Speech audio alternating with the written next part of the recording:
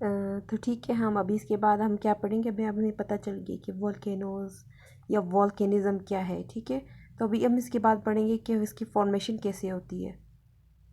ठीक है, तो फॉर्मेशन आपको मतलब इजीली आपको खुद ही भी पता है, यूजुअली आप देखते ही भी रहते होंगे कि यहाँ वहाँ या टीवी पे या आपने कहीं से सुना हो। ठीक है, कि वोल्केनिज़म क्या होता है। एंड उसके बाद जो है भी इसकी फॉर्मेशन कैसे होती है। वोल्केनो माउंटेन इस फॉर्म, ठीक है, जो आपके वोल्केनो की वजह से जो माउंटेन बनता है इस form by the surface eruption, जो आपकी जो है वो क्या होती है, सरफेस से इरप्शन होती है ऑफ मैग्मा, मैग्मा की इरप्शन। ठीक है, from with in the earth. ठीक है, जो आपके अर्थ के अंदर से, और अर्थ में भी कहाँ से, अपर मेंटल से, ये क्या होता है, ये मोल्टन फॉर्म में होता है। The magma that erupts to the surface.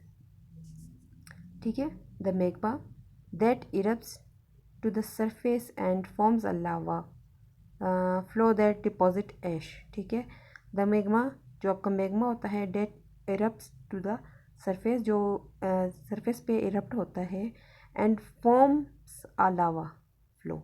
ठीक है, जो क्या होता है, लावा फ्लो उसके बाद बनता है, दैट डिपॉजिट्स ऐश, और क्या करता है, ये राख को डिपॉजिट करता है। As the volcano continues to erupt.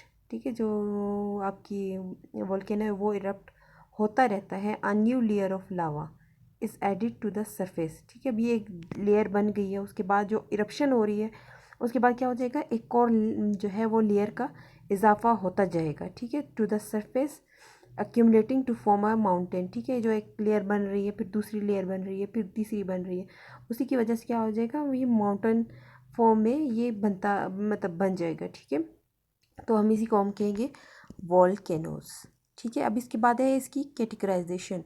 ठीक है, इसकी 3 कैटेगरीज हमने बनाई हुई है वॉल्केनोज की, या इसके इरप्शन के लिहाज से हमने इसकी क्या की हुई है, on the basis of eruption हमने क्या किया, इसको 3 कैटेगरीज बनाई हुई है। एक हमारी है एक्टिव वॉल्केनोज, दूसरी है डॉर्मेंट वॉल्केनोज, और तीसरी है एक्सटिंक्ट वॉल्केनोज।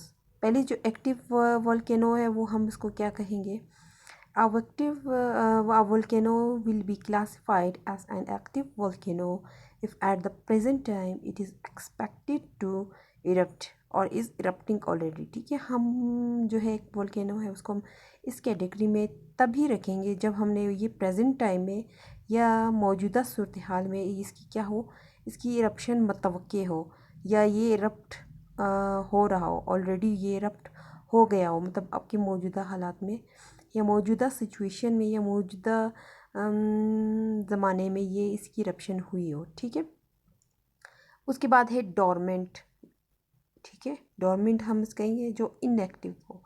अभी इसकी the classification of volcanoes which is called dormant would be volcano that is not erupting. ठीक है, जो इरप्ट ना हो रहा और predict to erupt in the near future, जो मतलब नियर फ्यूचर में उसकी थोड़ी बहुत उसकी प्रिडिक्शन की गई हो या उसकी कोई पेशगोई की गई हो कि ये इरप्ट होगा।